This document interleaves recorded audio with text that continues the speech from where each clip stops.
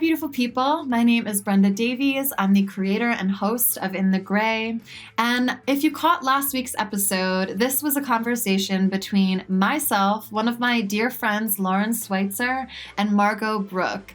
We really got into the nitty-gritty of our experiences as models, some of the horrific things that we have endured as people moving through that industry.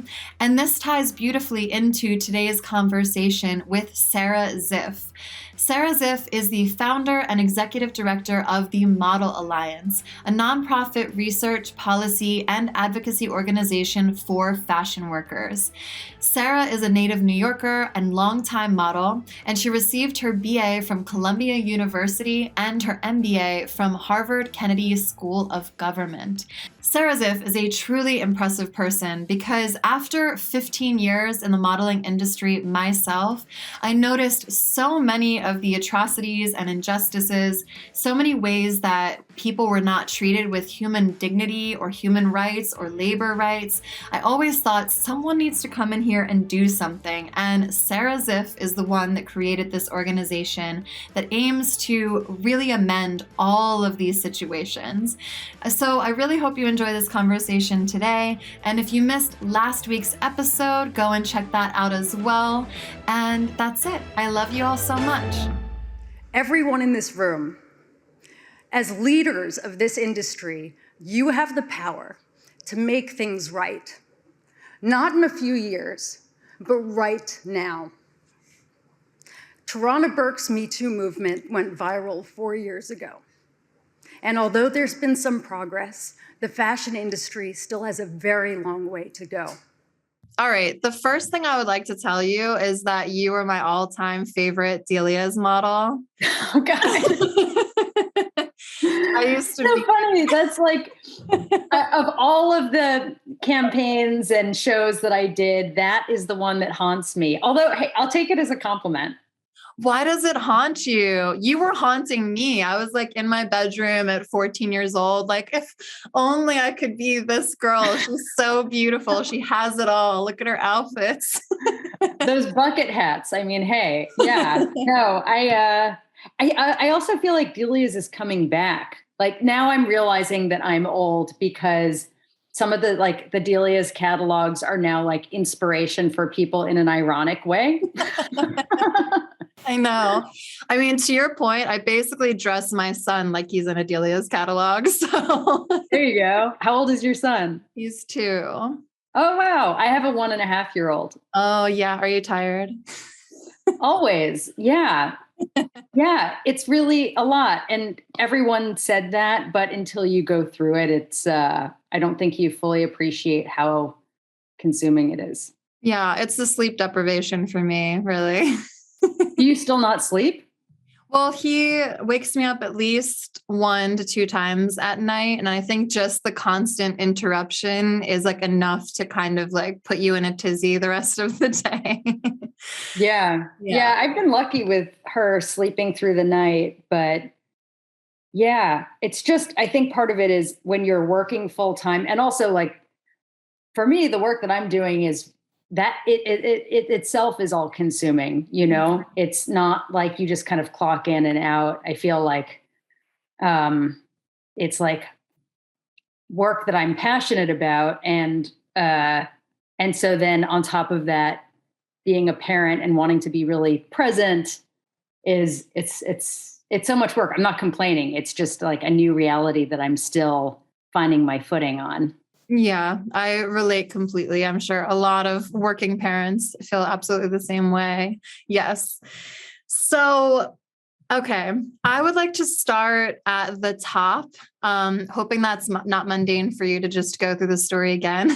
Okay, you can give the abridged version, but basically, I just want to know your entrance into the modeling industry, what you had thought it would be versus, you know, what you discovered when you started dipping your toe in and having these experiences. It was a long time ago and I was young. I started at 14. That's when I was scouted in New York. And it wasn't something I aspired to do or had really thought much about. it was something that happened to me. And I know that other models talk about it in the same way. Usually when you pursue a career, it's like something that you really study for and pursue yourself. And modeling can be quite passive. It's sort of like someone else decides if they want you. And then you just kind of try to make sense of it as you go along. So what did I think it was? I really don't know what I expected it to be. But I was definitely excited to have the opportunity to do it. I mean, when you're 14 years old, I remember feeling, like it was really exciting in part because it gave me a shot at financial independence, which I really valued from a young age. I think I was hyper aware of my mom was a lawyer, but didn't ultimately scaled back and became a stay-at-home mom. And my dad was the one who had a full career. And I think I was always very mindful of how women earned less money than men, or often had to sort of compromise their careers to be the primary caregiver. And so modeling was, in some ways, it seemed like a feminist endeavor in the sense that it's one of the few professions, I think, where women out-earn men. And if you're lucky, you can make good money in a relatively short period of time. So I saw it as a chance to sort of gain financial independence and set myself up. That's really interesting. How wise too, because I feel like if I had been scouted at 14 years old, I would have just seen it as a validation out of the nerddom of being in high school. And, oh, this means I'm pretty and this means boys will like me. And yeah. How did you start? Did you seek it out, or you get scouted? I actually moved to, well, I mean, growing up in a little town, outside of Philadelphia in New Jersey, I was doing things I don't even know how I got hooked up with this. Maybe it was a newspaper advertisement, which is going to make me sound like 1,000 years old, but Limited to that store was offering for girls to pick out any outfit in the store and you could model in the window. So me and my best friend would go and just be so exhilarated putting on all these sunflower prints and just standing in the window, which is so ridiculous and humiliating now that I think about it. But it was always about the beauty for me, or the endeavor to be beautiful. This is why, honestly, you were a part of that experience, looking at women like you who looked like me, which obviously tons of representation for a skinny blonde white girl everywhere. So I was like, oh, I could do this. Maybe I could do this. But I really put it out of my head because when I was, I think 15 or no. I was 18 or 17. I remember I had my first boyfriend. I'd never been kissed. He was the first guy to ever kiss me. And I had a lot of validation around that relationship. And my mom took me to a model scouting in Philadelphia. So they were small, whatever. But I remember it really vividly because I got in the room and everyone had always been like, oh, you're tall, you can model, you can model. So I went in with all this confidence. And very quickly, there was 3 or 4 people sitting at a table, and they began addressing me in a dehumanizing way, in a way that I got very accustomed to being in the industry for 15 years, where they were just pointing out elements of my body. They were like, well, you could stand to lose 20, 25 pounds. And when I left, they made fun of my walk too. They were like, you need to learn how to walk. Come back when you figure that out. And they just treated me like trash. So I left with my mom and I was just laughing with her because I was, really loved and felt good about myself. And we were 25 pounds. I was like, yeah, maybe 5 pounds, but that's insane. Mm-hmm. But I was in the car with my boyfriend getting gas. I just remember this moment. And I told him this story and was like, they told me I needed to lose 25 pounds. And he looked at me and was like, well, maybe. And that actually sent me into a 5-year bout of anorexia. So, and then while I was in LA being an anorexic, then I was also getting noticed. And I actually started working with friends for this brand called Wild Fox. My friends, Kim and Emily, started that brand. And those are really fun. But I would be with like Dior models and stuff. And I'd be like, those are the real models. I'm like the sham that's just entered the situation. And then I went through a terrible depression because I got divorced. And it was at that time that I could not eat, I couldn't sleep, and I got scouted by Nasty Gal, and then Next Models was like, come on in here. I was like, oh, because I'm on death's door because I can't eat. And they were like, we love it. That was the first agency I signed with. Yeah, I don't have fun things to say about any of the main agencies at all. I would tell a girl today to run the fuck really far away from all of them.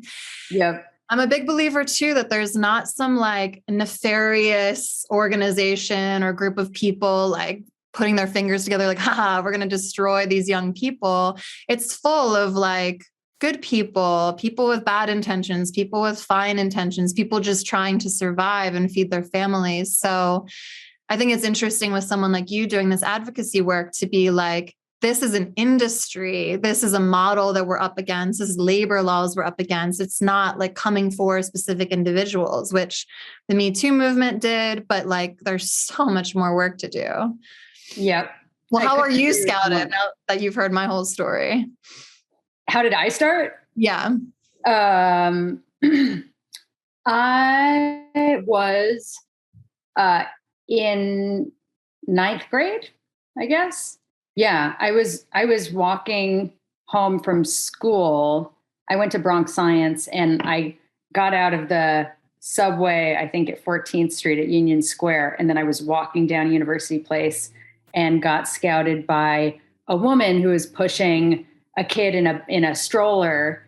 And I think I had been scouted a few times before, but was always a little creeped out because it was always kind of like creepy guys. Mm-hmm. And the fact that this was a woman and a mom made me feel, I think, a little bit more comfortable. And she asked me if I was a model and I said no. And then she's like, oh, well, I'd love to introduce you to an agency. And that was Next. And I went from there. And it all kind of happened very quickly. And of course, I was in high school and I come from a family of academics. My dad's a professor at NYU, and like modeling was the last thing that they wanted me to do. And so when I started, like the agency started booking me for like a show for Calvin Klein and, you know, jobs involving traveling that had like with no regard for my school schedule. And they encouraged me to drop out of school to pursue this. And my parents were like, whoa, what's going on? And thank God that they put their foot down because, like it was very clear from the beginning that the agencies are not concerned about the like children's welfare. They just want to milk you for all you're worth. And that's not a commentary on like individuals. I came across like individual agents who were, you know, good, well-meaning people, but that's just the reality is, they didn't care if I missed school. They didn't care if I was working ridiculous hours, even as a 14-year-old. So I did some stuff like, you know, Delia's and 17 magazine, which ironically I was shooting at like 14, 15. And then scaled back because it was getting in the way of school too much, and then started again when I graduated. Did you feel frustrated that you were scaling back, or did you feel afraid that you were going to miss this wave of opportunity? Yeah, which is so messed up because I remember thinking I have to make the most of this while I can because I only have this short window of time. So even at 14, I was concerned about being too old or aging out. Mm-hmm. It's just absurd. With all of the research that you've done, I'm sure, have you looked into the history of how this train started coming off the tracks to begin with? Because I have on my list, we're going to get into labor laws, weight loss, sexual harassment, model apartments, all of that stuff. But I'm so curious how we got here. How did we get to a point where all of a sudden this wafy, impossibly not only thin, but like 00 children sizes, and also this like crazy mentality of youth and ageism and all of it. Like, how did it go this way? Because my understanding is there used to be like runway shows for like Houston and all of the biggest houses, but they would be like grown-ass women with human bodies. So where did this begin? How did this start? That is a good question. I don't know if I have a definitive answer, but I do think that the industry confused being new and having a moment with age. And so there was like always an interest in discovering someone and, making a career and, being the first to like shoot someone. Of course, like people like Stephen Meisel were known for like making models careers and plucking them out of obscurity. And it just so happens that when you're young and have no other work experience, you're really malleable and you obviously have an adolescent physique. And I think there's like this pressure to maintain it, to not fill out. And that's like a whole other, whole other conversation. But yeah, I think there's a lot of different things at play. There isn't sort of one straightforward answer, but I think a lot of it has to do with an interest in newness, which is conflated with youth.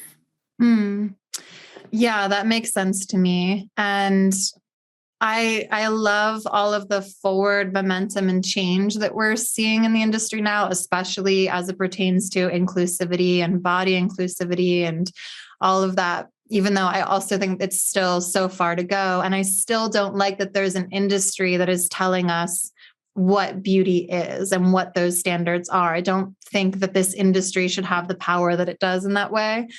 That's a whole other story. Your work is about protecting the people that are deemed as the most beautiful and picturesque people in the world. So, well, and it's also about protecting people who, it's an aspirational industry, right? So it's also about protecting people who aspire to gain entry when in reality, very few people actually ever make it. Yes, absolutely. Yeah, all the false promises. So I think, not to hog the conversation, but I'll tell a little bit more about my observations to start off the conversation and what your advocacy is about and why it is so important. Because again, I was not like a world-class traveling model. The closest I ever got was Next said they would send me to Paris if I could get down to a 25. I've never, ever been below 27-inch waist. And I starved myself and lived off of water and maybe some juice for like 2 weeks. And I did it. I got down to like 24 3/4 or something. And they were like, you made it, you did it. But I ended up not going to Paris because I was like, this is completely unsustainable. I'm either going to have to pivot and start taking energy supplements like drugs, speed, cocaine, like whatever people do. Because I know that drug use is rampant because it is of a necessity. People need to stay awake and alive and alert enough to do these runway shows. And it's impossible when you have no sustenance. I also did go to London to work for a sister agency of Next. And my observation of that was that the other girls were in model apartments. I, thank God, had the luxury of staying with a friend in her boyfriend's apartment. But the girls that I talked to were spending an astronomical amount of money, like $1,500 a month, I want to say, to share bunk bedded rooms with 7 other models. And so they inflate these model apartments so that the market value is irrelevant. And then you owe this to the agency. And the one way that they did get me, I remember I worked for like 2.5 months or something. I was expecting to get a check, and I think I came home with $750 because I looked at this gigantic contract. I want to say it was like 50 pages long. I read it the best I could, but I had missed things. Like when I got to London, they opened up this drawer and there was a bunch of cell phones in it, like old cell phones. And the agent was very casually like, do you need a cell phone while you're here? Did you already get one at the store? And I was like, oh no, I'll take one. Took one. I think I was charged $45 a day because I said yes to that cell phone. And then I also have friends, to round it off, who were sent to China or different industries in different places as young women. And a part of their, quote, job was to be dancing at nightclubs with businessmen. And that there were often girls from impoverished places and war-torn countries even who were in those same situations. And they were actually being trafficked essentially because they would accept money for pay for sex in those situations, because these are women, children in dire circumstance whose families have sent them to these places for promise of a better future. So it's not just some shallow endeavor of like, oh, these girls just want to feel beautiful and they want to be Instagram famous or whatever. This is young women, sometimes children, trying to get out of dire circumstances, and they're completely taken advantage of from top to bottom in this industry. The last thing I'll say is one time I was sexually assaulted on set. A photographer was pretending to fix my bikini bottom and he put his fingers in my vagina. And that's all I'll say about, like, I feel like those certain circumstances, when I look into the work that you're doing, touch on almost every issue that I observed almost as an outsider. I was like in it, but not as deep as other people. And still, I was able to very visibly and easily see these injustices. I'm so sorry that you experienced that first. I mean, have you met anyone who hasn't? Almost like it feels like the majority I talk to have had these experiences. Yeah. I mean, I think unfortunately it is really common. I know I feel like I experienced pretty much everything that I hear about still to this day through our support line. And it's everything that you said it's exactly right. And unfortunately, it's been going on unchecked for decades. And I think part of the problem is that it has, like, modeling hasn't been thought about as work, where you deserve to have labor rights and basic protections. It's sort of seen more as a privilege than a job. And so I think because of that, people, there's this sense that, like, oh, this is prestigious, I shouldn't complain. You're made to feel like, you're lucky you're here. And you also are very aware of how disposable you are. So there's always going to be another girl who's happy to take your place. And I think that's not unique to the fashion industry, but it's certainly compounded in our case by, like, extreme youth, often people living and working far from home or any kind of support system. And then, as I've done this work and I've come to sort of see the fuller context, very few, if any, legal protections. I can talk about this more, but when I first started the Model Alliance, we looked at the laws on the books, and we found that child models under 18 years old in New York, the center of the American fashion industry, were not even covered under child labor law. We were cut out. How is that possible? Good question. How is that possible? Okay. But so, there had been, for years, there have been complaints about how the modeling industry promotes this unrealistic, unhealthy ideal. And it was sort of framed as a consumer protection issue. Like, these images of these girls are bad for women. Well, let's flip that and think about this as a labor rights issue. Here we're talking about a really vulnerable, exploited workforce of mostly kids who are, jeopardizing their health by being told to starve themselves, who, are being pressured to drop out of school, who don't, have financial transparency, often are getting paid in trade, not even in money. I mean, there's so many injustices. And I really think that the fact that this is a female dominated industry and that it's fashion, so it's, seen as frivolous, has meant that people have not taken our concerns seriously. It's made it that much harder to try to advance like the most basic rights and protections for our workforce. I'm so curious, was there a moment that like the straw that broke the camel's back for you? I know that you ended up turning the cameras around and ended up doing behind the scenes interviews with your peers at Fashion Week. And I watched bits of that. So interesting. It's so interesting to see how much we've progressed in our thinking too, because I talk a lot on my channel about embodiment, for example. Like, models for sure are encouraged to disembody, to see like your body as this clothing rack, this like tool that you're using, but people can touch you at any time. You have to get dressed with no protection, no barrier. And like you said, there's children, these are children that we're talking about, getting dressed in front of grown adults.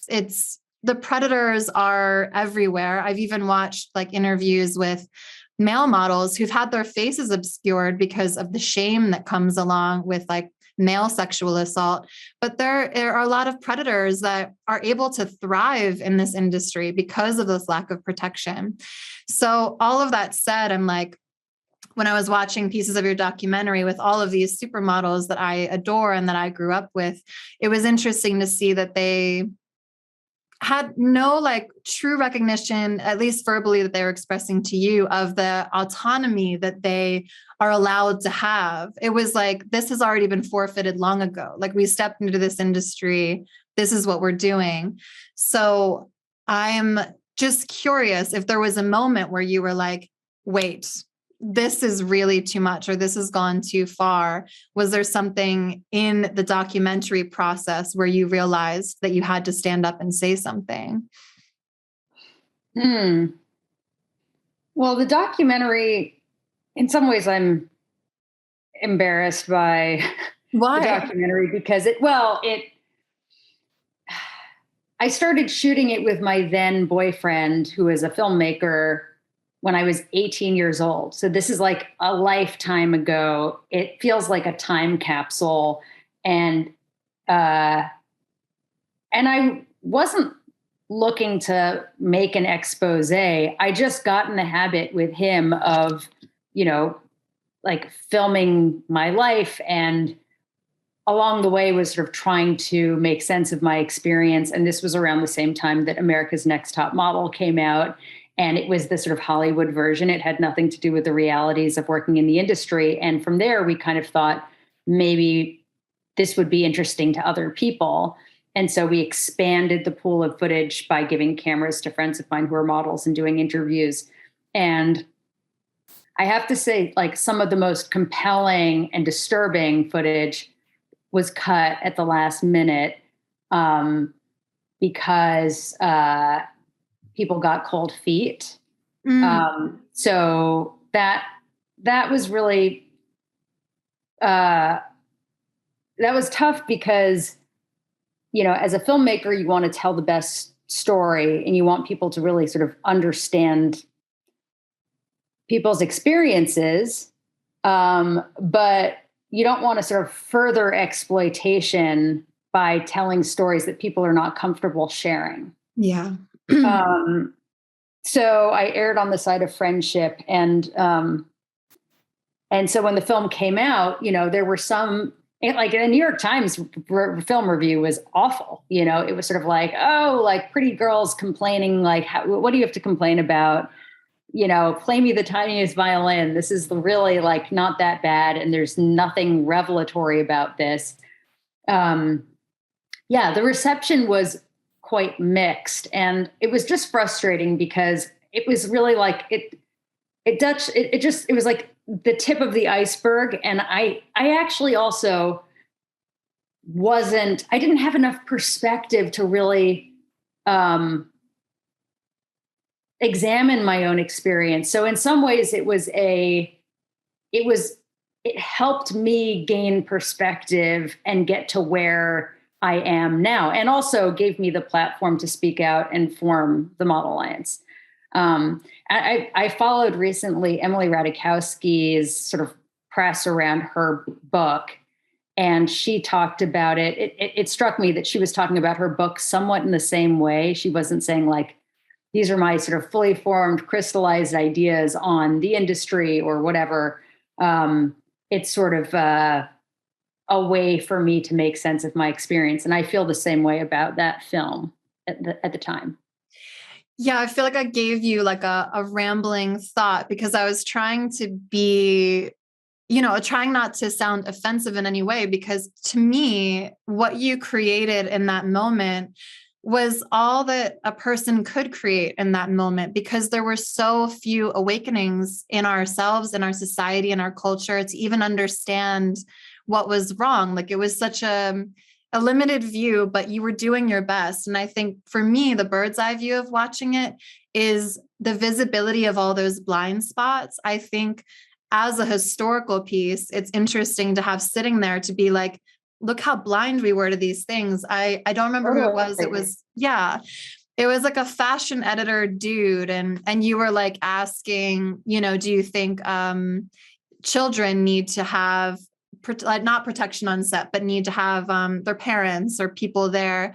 And he was like, well, Carly Kloss is cool and she's like fine. Carly Kloss, for anyone who doesn't know, is like a girl that got like scouted super young and just like ascended to the tippy top of everything, made tons of money from what I understand. And even watching him just be so dismissive, and he said something, I should have pulled the quote, but it was like, temptation. He used the word temptation. He was like, yeah, maybe some girls will be prone to fall in temptation and maybe they need more protection. But someone like, there's other girls that are perfectly fine. And that was so interesting to watch because, first of all, whatever dude that doesn't have any insight into this, because you're a man, you're a fashion editor, like, shut up. I think he was a casting director. Yeah. And I think I also remember asking him in that interview about pressure to be thin. And he said something like, oh, something to the effect of, oh, we want people to be healthy, but by that, I don't mean fat. And it was just, I agree. It's like I said, it's like a little time capsule. It's reflective of that time. And it came out it was in theaters in 2010. So we didn't know anything back then. Like you're don't be embarrassed. You're 19. You didn't know anything. People were 80 and still didn't have the knowledge that we have now.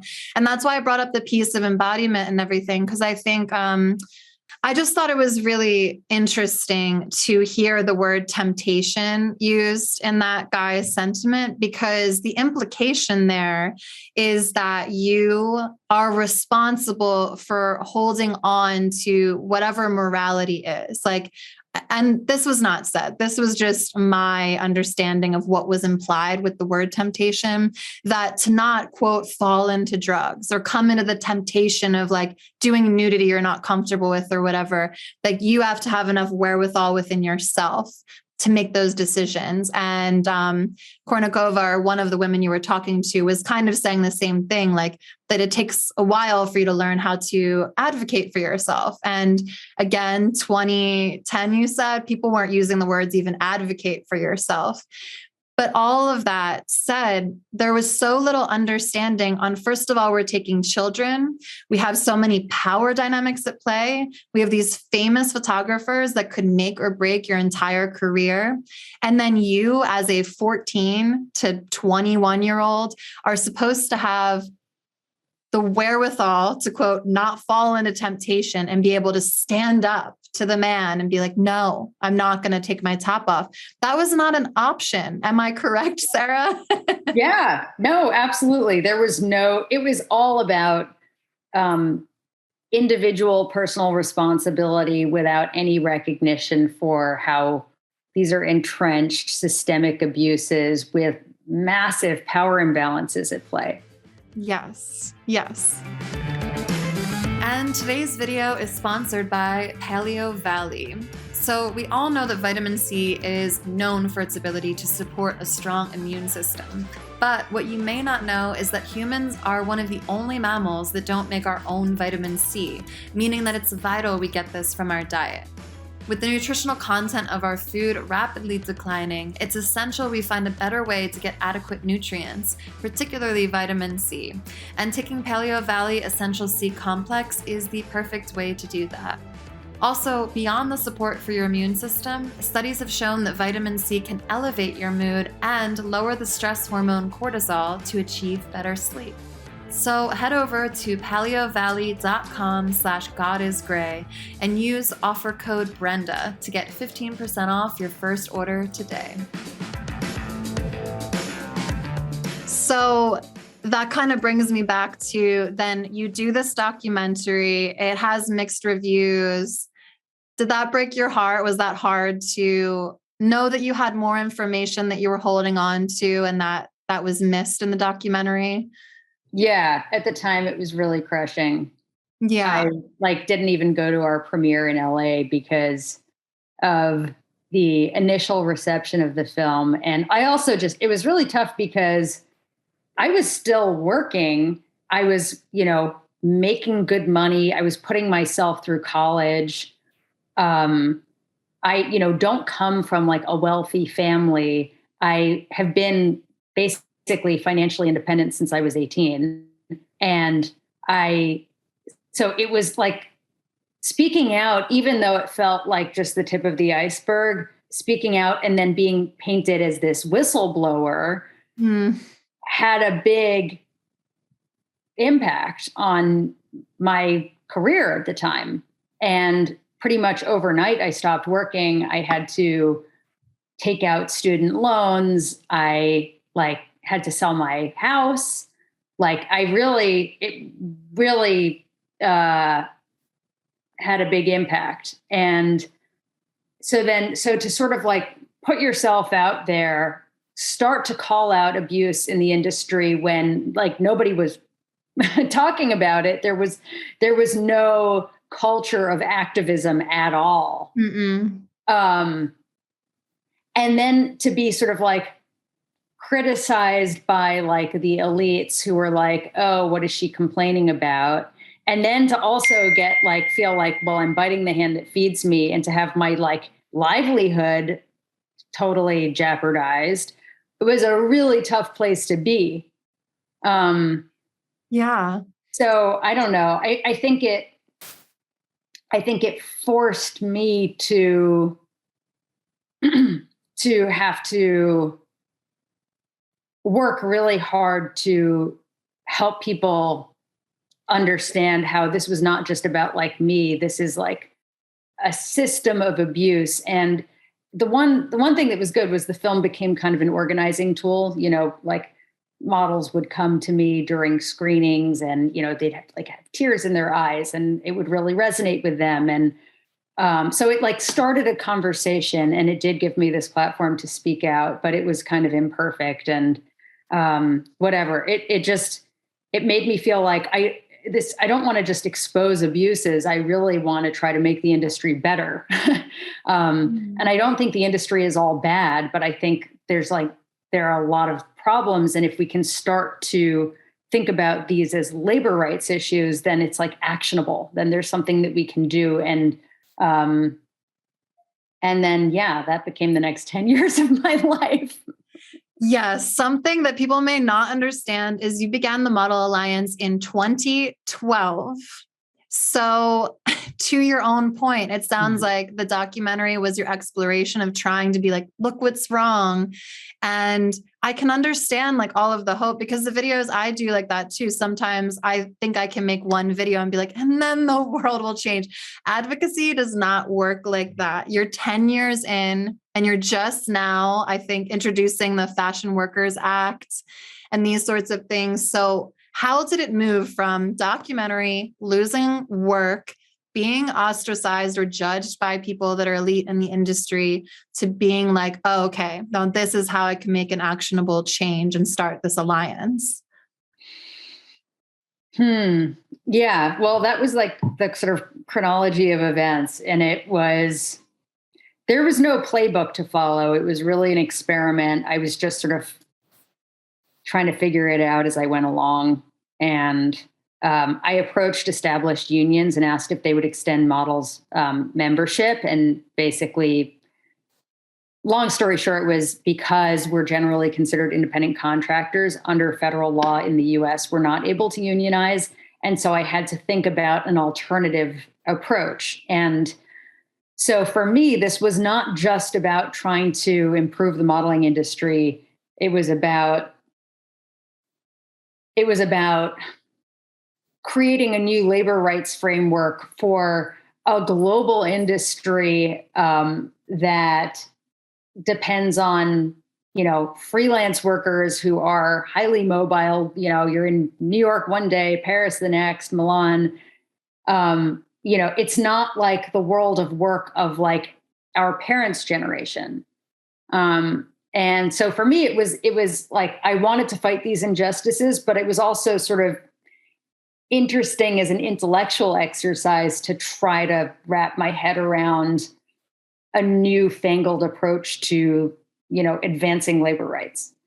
And I had studied, the labor movement and community organizing in college around the same time that the film came out. And so these were sort of ideas that were percolating in my mind. And yeah, so it was really like having the door slammed in my face by the unions that made me think, okay, like I'm just going to have to like figure this out. Damn. Oh my gosh. I love you. I'm so impressed. Oh, I'm so happy you're doing this. So let's start tackling these issues that are the systemic problems that you notice. And I think this could be poised as like the more boring or mundane one, but labor laws, I think, like you said, that's the crux of everything. It seems like that was the way you were able to take all the horrific stories and lived experiences that you have and share with your peers and turn it into something actionable. So what are some of the major flaws in the modeling industry that can be addressed by simply changing the labor laws around the industry itself?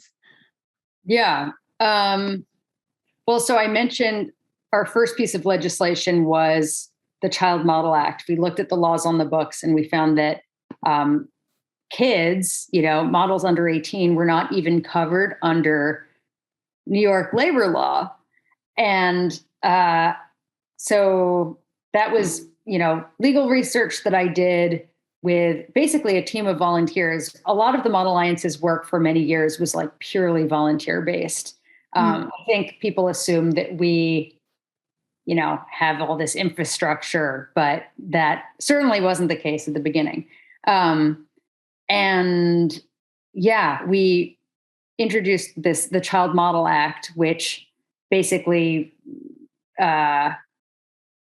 included kids who were models under the classification of child performer. So like an actor or singer or dancer, we wanted, child models to have the same protections. And I don't know how much you want to get into the sort of like nitty gritty policy stuff. I can like nerd out with you, but I love nerding out.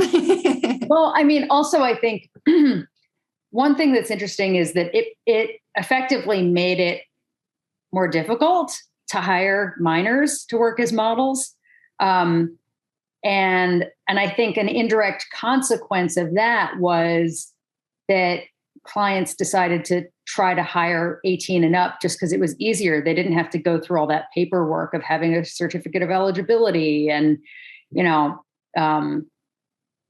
having to meet these various different requirements. So I think that was good because obviously you have the models for the most part are representing a feminine ideal of beauty that is supposed to be aspirational for women. And it's really messed up that you have like a 15-year-old girl representing that beauty ideal to women in their 20s, 30s, 40s and up. Yeah, I love that spin on the whole issue, because you could say, oh, I don't give a damn about pretty people and their problems, but it is that trickle down effect of if we can change the systemic issues in modeling and break apart what we see as beauty standards and allow inclusivity and advance the way we see beauty, that will benefit society at large, because bulimia and anorexia are still massive problems in our society among young women. And then, like you said, grown-ass women like ourselves are looking to aspire to have bodies of literal children. So we should care about this issue because it does affect us, and then this trickle down effect way. Yeah. And also, then, I mean, I can talk about other pieces of legislation, like the more recent bill that we introduced, if that's sure. So currently models and creatives work through management companies in New York, which, unlike talent agencies, escape any kind of licensing or regulation. And the Fashion Workers Act is a bill that we just introduced that would basically close that loophole by which management companies escape any accountability and a responsibility to act in the best interest of the people they represent. So many people must really have a problem with you. I mean, so far the feedback has been overwhelmingly positive. Amazing. I know that there's always pushback. There's always pushback. And actually the most pushback that we've gotten over the years has been from the agencies who are supposed to be representing the model's interests. So that the agencies have always been the worst offenders. I'm horrified. And I've always, again, waited for someone to stand up and do something, because I talked to so many models who were told directly, why don't you eat cotton balls? It'll make your stomach feel full during show week. Why don't you try some substances? This might help. Like actually recommending drug use to young women in these industries. So I just never understood how they could be so unethical in every way. And also the withholding of funds. I remember at Next waiting months and months and months and months for a check when I talked to the client, and they're like, we paid that within like 15 days. So that is what I went through that. And like everyone does, you start, when you realize that these problems are not individual, they're systemic, and the models start talking to each other, like that's where you build power, where you can change things. It's absurd. Okay, just to like give you an example. Modeling agencies have power of attorney over, it allows them to have massive control over your finances and career. They can negotiate your pay, collect your pay. They can, spend your money. And yet they claim not to have any fiduciary responsibility to the people they represent. It makes no sense. So they don't have to be financially transparent. They don't have to pay you in a reasonable time frame. It's just, it's so egregious. And this bill, the Fashion Workers Act, would make agencies have to be financially transparent, provide, like the contracts and agreements with the clients. Because right now we have no insight into that, the scope of work or rate of pay. It would do away with these like auto-renewing contracts. You'd have to like opt into the contract, not just, be be forced into another 3-year contract. The agencies would have to pay you within 45 days. I mean, these shouldn't be controversial provisions. No. Yeah. And yet there's always pushback, but like I said, all the feedback that we've gotten has been overwhelmingly positive. And I really think it would be a game changer for how agencies operate. It's also about like eliminating scams. This is something that's not talked about so much, but a lot of what we hear about through the Model Alliance support line is around like scam agencies where people will pay hundreds or even thousands of dollars to like sign with an agency that is not a legitimate agency. There's no work to be had. And they're just preying on these young people, mostly young girls' dreams of breaking into the business. Yeah, I know. Absolutely. So what does it take for a bill to pass? Because I'm completely ignorant on that. And I'm very curious. And also I'm curious if there's like active pushback in those rooms from the agencies.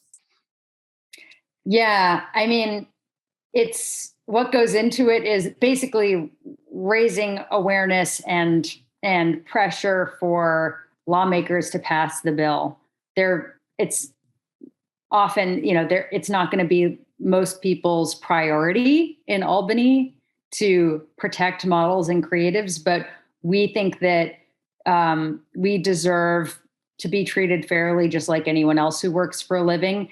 And the fashion industry is a massive economic driver for the state. This is like a $2.5 trillion global industry.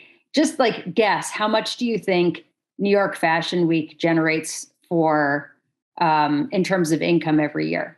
Wow. I have no damn idea. Fair enough. Okay. So it was $600 million a year. That's a massive amount of money when you consider that the young women and girls who are actually walking on the runway half the time are not even getting paid. They're getting paid in clothes or they're working in debt to their agencies. Yes. Can you talk a bit about how we accrue debt to our agencies? So when you sign with a modeling agency, you will often get charged various fees. So, there might be like a fee to be on the website. They might fly you over to New York if you are coming from Eastern Europe or Brazil, another country. They'll house you in a model apartment. All of that goes on your debt. And so they're not just taking a commission from the model, they're also profiting on every single transaction. If you're doing Fashion Week, like get you a driver, which seems very nice and luxurious. Well, actually, you're going to be paying through the nose for that. And so it's pretty common for models, even super successful models who walk in almost every show, like Teddy Quinlivan, who's like an amazing model who stood with us to introduce the Fashion Workers Act. She said she walked in 40 shows one season and she basically just broke even. Mm-hmm. And that was because she had the agency charging her all of these different fees and expenses. Half the time it's like, it doesn't make sense. It's unexplained. I think a lot of these charges are not real in some cases. There have been class action lawsuits over this, like this is being litigated. But we're just saying, hey, like, let's just create some industry standards and these like fees. That's what the commission is for. Like, you shouldn't be charging website fees, or like, I think the funniest one I ever saw was an e-sending fee. And the model was like, what is e-sending? And the agency was like, that's for email. Well, it's very expensive to upload a picture on the internet. So let's bear that. It's like ridiculous. Oh my God. Yeah, it is. All of that is atrocious. And again, I want people to understand this is complete industry standard. And it's reminded me of two things. One is like the medical industry where or the what's it called? The insurance industry has become such a monster because these are arbitrary fees or inflated fees, like charging someone $15 for a cotton swab or something. Like modeling agencies will do the same thing. It doesn't cost any money to put someone on a website, but they make some fictional fee where it does cost money. And then also it's just so interesting to me because just like the elements of humanity and humanizing other individuals, primarily humanizing children as well. I think there has been such like animosity against young people that are in this industry. I had a conversation with my friend Emily Mead, who helped pass this act within SAG to standardize intimacy coordinators on sets so that when people are doing sex scenes or there's nudity, that they are protected and that there's a go-between between the source of power, whether it's producers, directors, et cetera, and the actor. Because the same thing, like it's like once you see it, you can't unsee it. You're like, how could we have for decades asked people to be in this level of intimacy and nudity and not have anyone there to protect them? And like, do you find, like you're saying it has good reception, like the work that you're doing and people are really appreciating it and getting on board?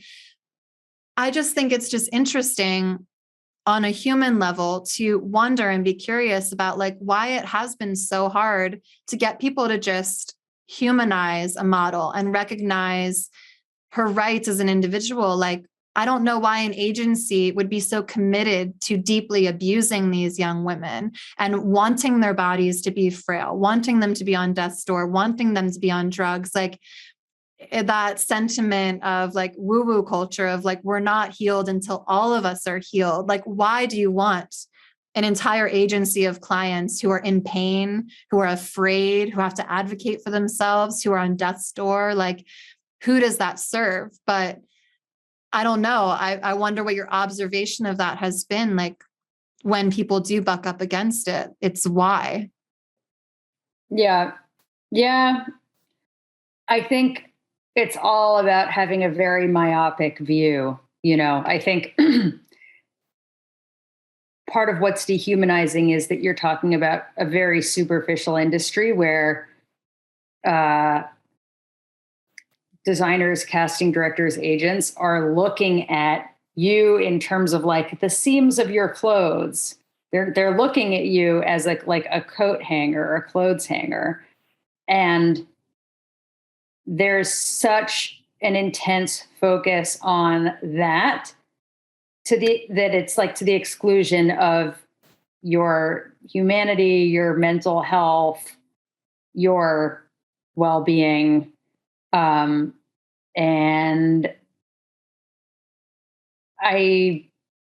why that is, I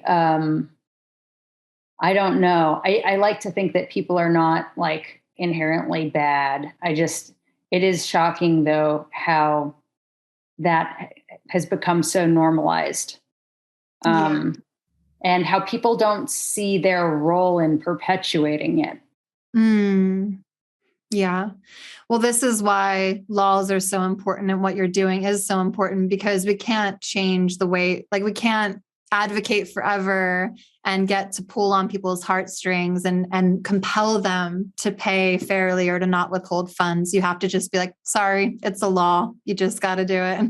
Yeah. Yeah. And I mean, I think having standards really does serve everyone. I mean, it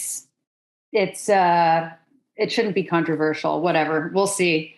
I really do hope that this legislation passes, and it was drafted with the idea of not, like, I think we could have asked for more. But this was about just creating some baseline protections for people in our industry. And this would extend throughout all the United States and carry to other countries that the models are flying to and working in? This is just for New York. No, I want it everywhere. Well, that is like a natural segue to our private sector initiative, the Respect Program, which is like it's sort of it would basically create global industry standards. We can't pass laws in every fashion capital. And so like, that's why we've been urging companies to sign agreements to uphold standards across the board, wherever a model is working. Let's say she's represented by an agency that works in various different countries. Wherever she goes, she would be protected.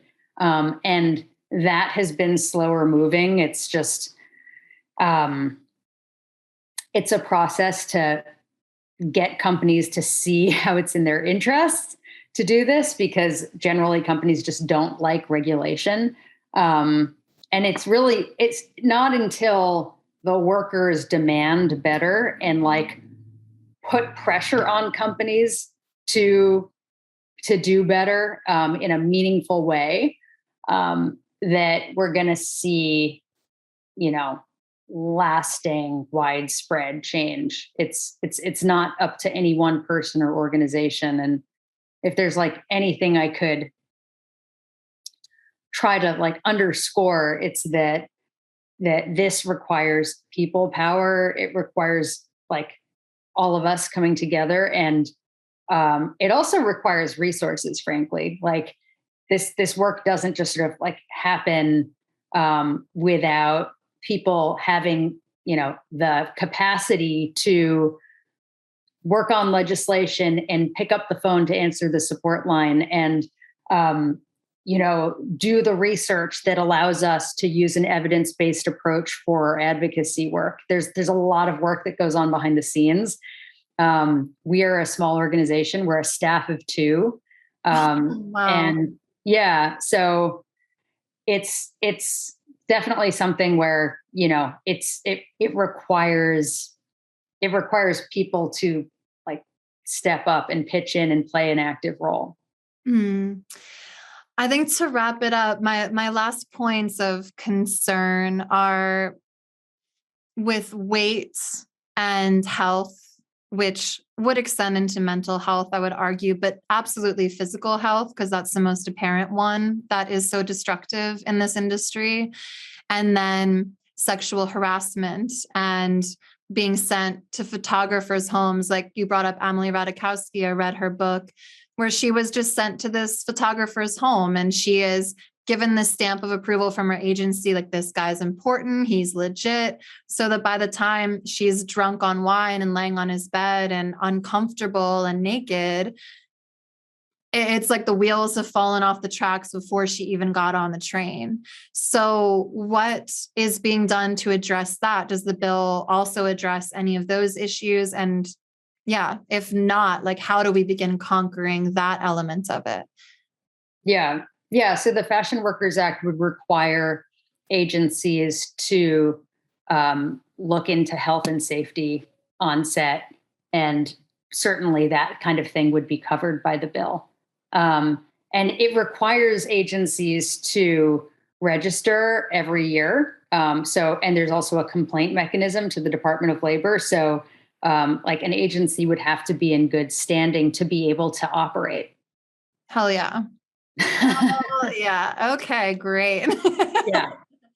Yeah, because I think the just saddest, stickiest part, but something that is so key, unfortunately, is that piece of autonomy and piece of understanding your self-worth. And again, I'm grateful that this hopefully will be passed, because then that will just set a precedent, at least at the bare minimum, where a girl can be like, maybe I'm in Paris now, but when I was in America, this was not allowed to happen. Just to be able to recognize there's something wrong here. Because again, I've heard you say in interviews, like starting off at 14 years old, how are you supposed to know what's even right or wrong? So many models will experience things and say, couldn't tell what was off. I didn't know why it was wrong. I just felt bad, or I just felt skeezy, or whatever it may be. So is that a part of what your support line does too, to help women speak to those experiences and recognize things that have happened that were not okay? Yeah. Yeah. We hear from people almost every day about a range of issues, whether it's sexual harassment or assault, difficulty getting paid the money they're owed, And we try to meet people where they are and help them understand their options. So sometimes people just want to have someone to talk to and feel heard. Other times they want to pursue legal action. We often refer people to attorneys, and it doesn't mean that you have to pursue a lawsuit, but I think it just helps to know what your rights are.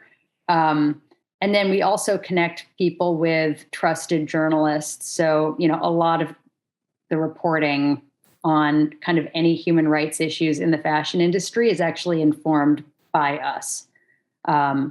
And yeah, we only do that though if someone wants to go public with their story. Beautiful. So how can we as the public support you and help this pass, give visibility? What do you suggest? If you go to the Model Alliance's website, it's modelalliance.org. There's a lot of information and resources there. You can learn more about the Fashion Workers Act. We have a bunch of information about how you can contact your lawmaker and encourage people to pass this bill into law. We have social media assets if you want to help us raise awareness. There are many different ways to plug in. And of course, we're a nonprofit and we run, thanks to the support of individuals, pitching in. And so donations also help. Wonderful. And what's the timeline with the bill passing? The session ends in June. So it's a short session. We only have a couple of months. So we're just, going full steam ahead, trying to gain as much momentum and support as we can between now and then. Okay, awesome. Very last thing, what would you say to a young person who's dipping their toe in and is like, I'm ready to be a model? What kind of advice would you have for them? Oh boy. I think that they should do whatever they want to do, but know that they have to be sort of savvy and make sure that they're looking out for their own interests, because even an agent is not necessarily going to be doing what's right for you. And I think the more you can talk to other models and have a support system and make sure that you're not isolated. If you have questions, there are no dumb questions. If you are put in a situation at a casting or a shoot where you are not comfortable, you absolutely do not have to do anything that you don't want to do. And hopefully it doesn't come to that. But yeah. And then of course, join the Model Alliance and get a better understanding of your rights so that you're not put in those situations in the first place. Amen. Well, thank you so much, Sara, for this conversation and your time. Thank you for what you're doing. Thank you. Full circle moment for me. My favorite inspirational, aspirational Delia's model now doing. Oh my goodness. you were my number one. And now I'm like, wow. And she's the one that picked up the torch and did it. I know you don't want to pat yourself on the back and be like, this is all me, which is great. I love humility, but also what you're doing is really beautiful, important. And I'm so glad you're doing it. Thank you. No, this was fun. I'm glad it's nice to talk to someone who has been through it and gets it. Yeah. Well, thank you for listening. We love you all. God bless.